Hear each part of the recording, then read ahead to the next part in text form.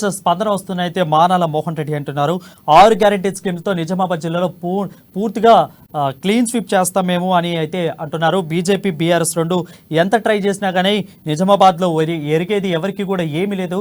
కాంగ్రెస్ ఖచ్చితంగా గెలుస్తుందని అయితే మానాల మోహన్ రెడ్డి చెప్తున్నారు. దీని మీద పూర్తి అప్డేట్స్ మా ప్రతినిధి నవీన్ అందిస్తారు. నవీన్ చెప్పండి. ఎన్నికల సమరానికి ముహూర్తం ఖరారైంది. ఆయా పార్టీలు కూడా తమ మేనిఫెస్టోలతో ప్రజల వద్ద వెళ్లే ప్రయత్నం చేస్తారు. ఇందులో భాగంగా కాంగ్రెస్ పార్టీ తుక్కు కూడా బహిరంగ సభలో 6 గ్యారంటీ హామీలతో కూడా ప్రజలు వెళ్లే ప్రయత్నం చేస్తుంది. ఇందులో భాగంగా నిజామాబాద్ జిల్లాలో ఈ 6 గ్యారంటీలపై ప్రజలు ఏమనుకుంటారో తెలుసుకునే ప్రయత్నం చేద్దాం. దీనిపై మాత్రం మాట్లాడడానికి నిజామాబాద్ జిల్లా కాంగ్రెస్ పార్టీ జిల్లా అధ్యక్షులు మానాల మోహన్ రెడ్డి గారు ఉన్నారు. వీరే అడిగి మరియు తెలుసుకుందాం. చెప్పండి, మీరు 6 గ్యారంటీ కార్డులు ఇలా ప్రజలకు వెళ్తున్నారు, ప్రజల నుండి ఎలా స్పందన వస్తుంది? 6 గ్యారంటీలు అనేది బీజేపీ టీఆర్ఎస్ పార్టీలకు తీవ్రమైన అడ్డంకిగా మారినాయి. గ్రామాల్లోకి వెళ్తున్నప్పుడు ఒక బ్రహ్మాండమైన అంశాలను తీసుకొని మా వద్దకు వచ్చిర్రు. బలహీన వర్గాలకు బలహీనులకు ఉపయోగపడేటువంటి కార్యక్రమాలు మీరు తీసుకుని వచ్చిర్రు. అందులో ప్రధానంగా మహాలక్ష్మి స్కీమ్ ఏదైతే ఉందో ఈ జిల్లాలో ఉన్నటువంటి మహిళలందరూ హర్షిస్తున్నారు. ఎందుకంటే నెలకు 2,500 రూపాయల ఆసరతో పాటు అంతేకాకుండా 500 రూపాయలకి సిలిండర్ ఇస్తామనే ఒక అంశాన్ని చాలా తీవ్రంగా పరిగణించినటువంటి ప్రజలు చాలా ఆనందంగా, ఎందుకంటే సిలిండర్ ధర 1,200కి అయినప్పుడు 500కే కాంగ్రెస్ పార్టీ ఇస్తుందంటే నమ్ముతురు. గతంలో 400కి ఇచ్చినాం కాబట్టి. అంతేకాకుండా అన్నిటికంటే ముఖ్యంగా కేసీఆర్ అధికారంలోకి వచ్చిన తర్వాత పెంచినటువంటి బస్ ఛార్జీలకు తీవ్రంగా ఇబ్బంది పడుతున్నటువంటి మహిళలు ఈరోజు రాష్ట్ర వ్యాప్తంగా ఉచితంగా మహిళలకు బస్సు ప్రయాణాన్ని ఆస్వాదిస్తారు. రేపు ఈ డిసెంబర్ 3 ఎప్పుడు వస్తుంది, అప్పుడు మేము ఈ బస్సులలో ఫ్రీగా తిరగచ్చని ఒక పరిస్థితిని వాళ్ళు చూస్తున్నారు. కాబట్టి దాంతోపాటు రైతులకు సంబంధించిన 2 లక్షల రూపాయల రుణమాఫీ కానీ, 15,000 రూపాయల పెట్టుబడి సాయం కానీ, అంతేకాకుండా అన్నిటికంటే ముఖ్యంగా వడ్ల విషయంలో ప్రతి ఎకరాకు కొనేటటువంటి వడ్లను క్వింటాలకు 500 రూపాయల బోనస్ ఏదైతే ప్రకటించిందో రైతులు హర్షం వ్యక్తం చేస్తున్నటువంటి పరిస్థితి. అంతేకాకుండా డబుల్ బెడ్రూములతో మోసం చేసినటువంటి టీఆర్ఎస్ పార్టీకి దీటుగా ఈరోజు కాంగ్రెస్ పార్టీ 5 లక్షల రూపాయలతో ఇందిరమ్మ ఇల్లు నిర్మిస్తామంటే ఆనందపడతారు. ఎందుకంటే గతంలో కాంగ్రెస్ పార్టీ ఇందిరమ్మ ఇల్లు నిర్మించినటువంటి చరిత్ర ఉంది కాబట్టి వారు ఖచ్చితంగా నమ్ముతున్నటువంటి పరిస్థితి. అంతేకాదు ఇందిరమ్మ ఇళ్లతో పాటు గృహలక్ష్మి పేరుతో ప్రతి ఇంటికి 200 యూనిట్ల ఉచిత కరెంటును ఇవ్వడం ఏదైతే ఉందో ఈరోజు గ్రామీణ ప్రాంతాల్లో ఉన్నటువంటి ప్రజలు చాలా సంతోషం వ్యక్తం చేసేది. ఎందుకంటే గతంలో కాంగ్రెస్ పార్టీ అధికారంలో ఉన్నప్పుడు 50, 100, 150 మించి రానటువంటి కరెంటు బిల్లు ఈరోజు 1000, 1200, 800 రూపంలో వస్తున్నప్పుడు తీవ్రంగా ఆర్థిక భారాన్ని మోయలేని ప్రజలు ఈరోజు కాంగ్రెస్ పార్టీ ఇచ్చినటువంటి హామీతో వాళ్ళు సంతోషంగా ఉన్నారు. 200 యూనిట్ల కరెంటుతో. అంతేకాకుండా 5 సంవత్సరాలుగా యువతను మోసం చేసినటువంటి కేసీఆర్ 3,000 రూపాయల నిరుద్యోగ వృత్తి ఎత్తున్నటువంటి కేసీఆర్ ఈ రోజు వరకు ఇవ్వలేడు. కానీ కాంగ్రెస్ పార్టీ అధికారంలో కాగానే మొదటి రోజే సంతకాలు పెడతామన్నటువంటి పరిస్థితిని ప్రజలు నమ్ముతున్నారు, యువకులు నమ్ముతున్నారు. యువకులకు ఇంతేకాదు ఉద్యోగుల విషయంలో తీవ్రంగా అన్యాయం చేసిండు కేసీఆర్. ఒక పక్క దేశంలో 2 కోట్ల ఉద్యోగాల పేరుతోటి మోడీ, ఇంటికో ఉద్యోగం పేరుతోటి ఇక్కడ కేసీఆర్ ఇద్దరు కూడా తీవ్రంగా అన్యాయం చేసినటువంటి పరిస్థితిని మనం చూసినాం. ఖచ్చితంగా నిరుద్యోగ యువకులందరూ కూడా కాంగ్రెస్ వైపే ఉన్నారు. మరీ ముఖ్యంగా పెన్షనర్లు 2,000 రూపాయల పెన్షన్ ఉన్న పెన్షన్లకు మనం 4,000 రూపాయలు ఇస్తామంటున్నాం.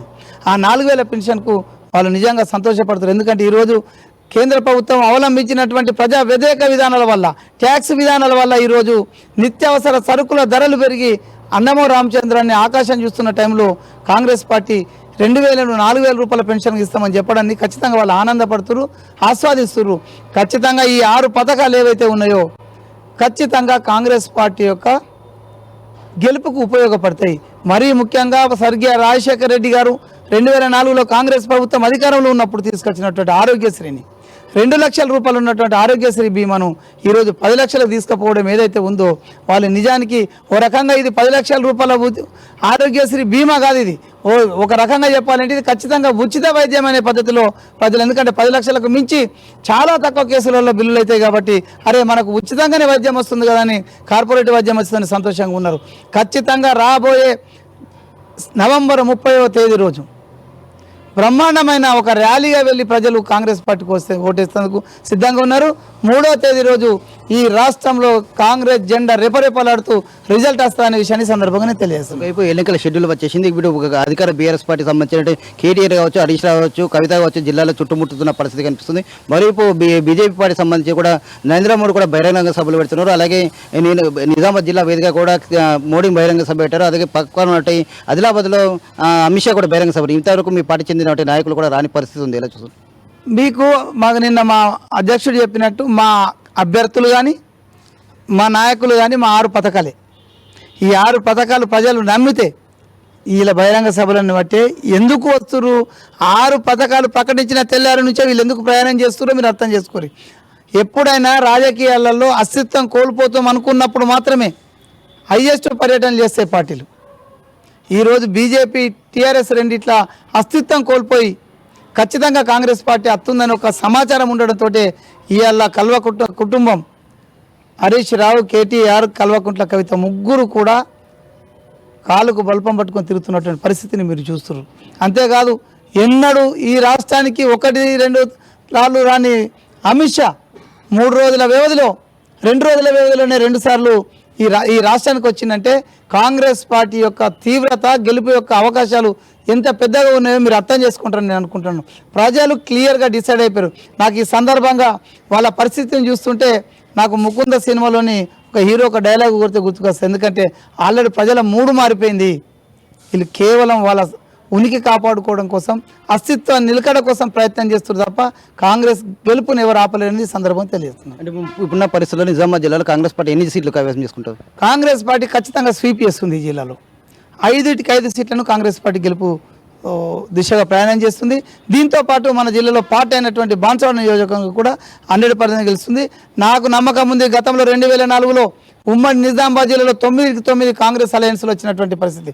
ఖచ్చితంగా ఈసారి కూడా 9-9 ఈ జిల్లాలో నిలబడ్డటువంటి కేసీఆర్కు ఓటమి తప్పదనే విషయాన్ని ఈ సందర్భంగా చెప్తున్నాను. ఎందుకంటే గ్రామాలలో చెప్తున్నారు కేసీఆర్ ఎందుకు ఈ రాష్ట్రంలో మైనార్టీల ఓట్ల కోసం పాపకం చేసేటటువంటి కేసీఆర్ ఈరోజు షబ్బీర్ అలీ గారి పైన పోటీ చేయడం ఏ విధంగా మైనార్టీల, ఎందుకంటే రాష్ట్రంలో ఉన్నాడు. ఎందుకంటే షబ్బీర్ అలీ గారు చాలా విషయాల్లో మైనార్టీ రిజర్వేషన్ విషయంలో, మైనార్టీల హక్కుల విషయంలో పోరాడేటువంటి వ్యక్తి షబ్బీర్ అలీ గారు. కానీ షబ్బీర్ అలీ గారిని ఓడగొట్టాలనే అసెంబ్లీలో ఉంచకూడదని ఒక సంకల్పంతో వస్తున్నాడు.